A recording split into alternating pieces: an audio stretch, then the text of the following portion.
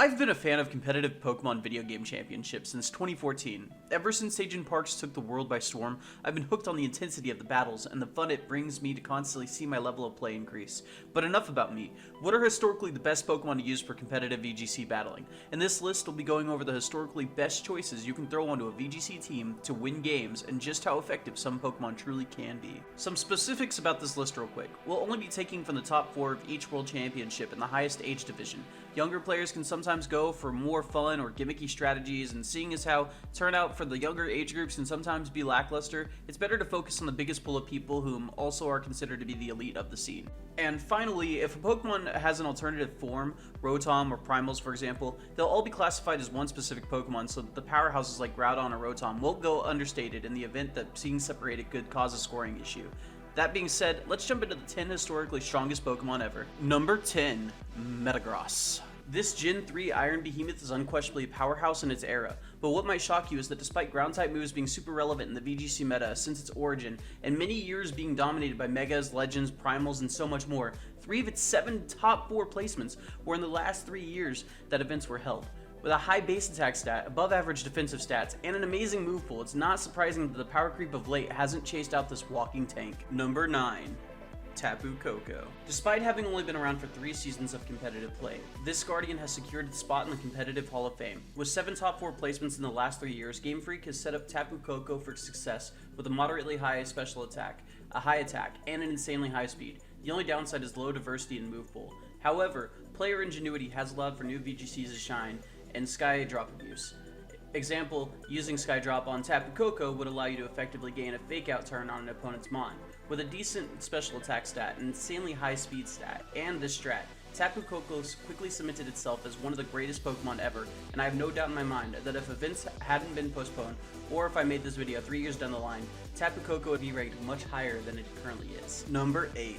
Incineroar. Having the same legality time as Tapu Coco, it might surprise you to find out that Incineroar actually has only placed in the top 4 in the last 2 years of competitive play. However, in that 2 years, it's tied with both Tapu Coco and Metagross at 7 tops. You might ask why, but if you'd stop being confused for 5 seconds and keep watching, I'd have explained. Incineroar, in its first year of competitive legality, only had its main ability, Blaze. However, a special Pokemon at home of it gave access to Incineroar's hidden ability Intimidate. With high defensive stats and Intimidate, Incineroar quickly became a go-to tank. If that was all it was, it probably wouldn't have been as amazing. However, it has access to one of the strongest moves in VGC, Fake Out, as well as high damaging moves such as Darkest Lariat, which can ignore stat changes, Flare Blitz, and Knockoff.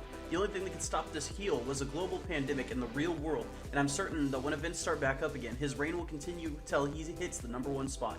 But for now, he'll have to settle for number 8. Number 7.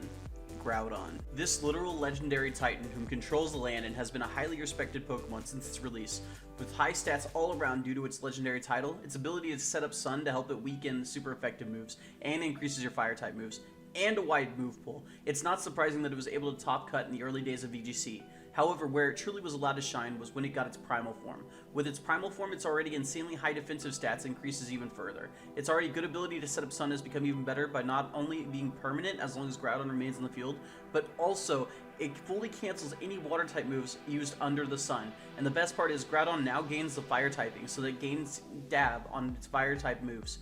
As long as we keep seeing the ability to use Primal Groudon, I have no doubt that we'll keep seeing Groudon's ranking in the Hall of Fame grow. Number 6. Kyogre. Just like its counterpart Groudon, Kyogre has insanely high offensive stats, great defensive stats, a wide move pool, a synergistic ability, and an amazing primal. However, what sets it apart from its ground-based rivals is that its weather status provides offensive capabilities to other Pokemon by allowing Thunder and Hurricane to land 100% of the time.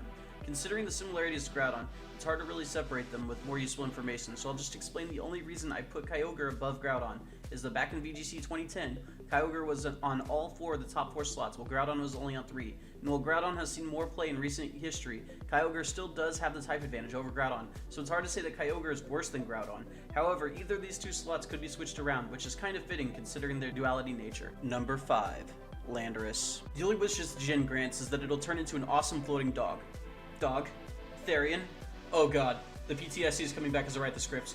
With extremely high offensive stats, high speed, access to some of the best physical moves, amazing defensive typing, and one of the best abilities in the game, it's not surprising that the second Landorus got access to its Therian form, that it quickly became a staple in the meta, even now with multiple Intimidate nerfs, multiple other amazing Intimidate users, mainly Incineroar, and power creep that is quickly pushing out Pokemon higher on the list from competitive play. Landorus continues to remain in the meta as a go-to option for an Intimidate user and a go-to option for a physical attacker, which will keep it as a staple in every format that allows it. Number 4.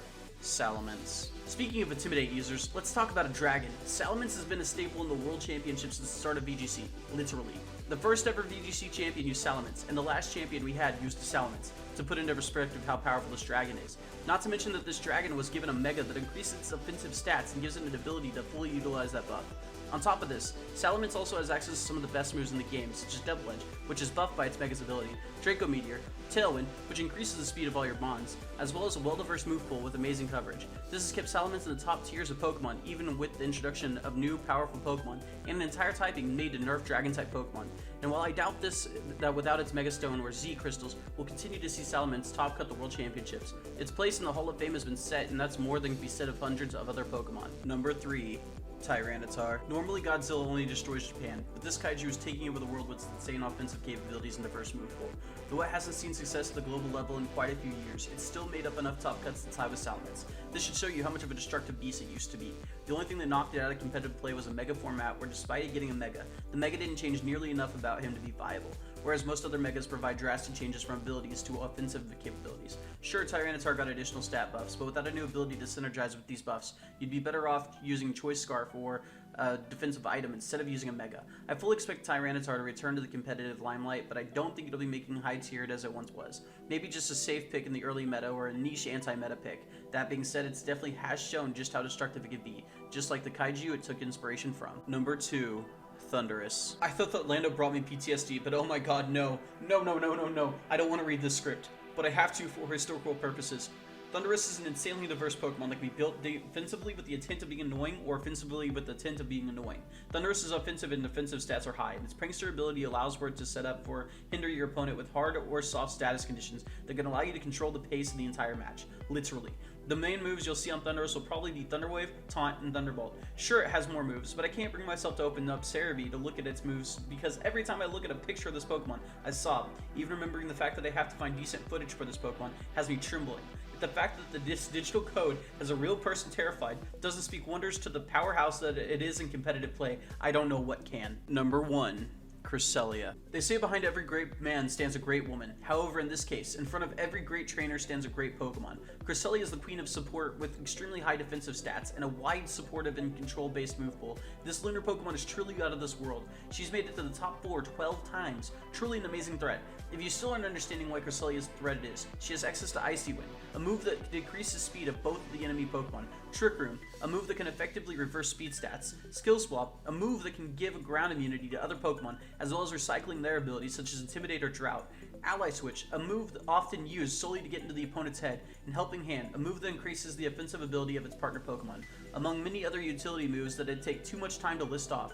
Cresselia is honestly the pinnacle of support Pokemon, and many new Pokemon are often placed next to Cresselia for comparison, and not many can actually stand to the juggernaut that is this Crescent Moon Pokemon. So many Pokemon have made it to the top 4 of the World Championships, but the part that amazed me most was how many new gen Pokemon made it to the top 10. This will be changing constantly as more generations are introduced and more worlds are held, and it's hard to believe that many of these entries will remain in their top spots in the future when we see so much power creep occurring through the generations. But one thing that won't change is the players who use these Pokemon have left behind a legacy in the Pokemon franchise that will continue on long past their competitive careers, cementing them as true forerunners in the competitive circuit.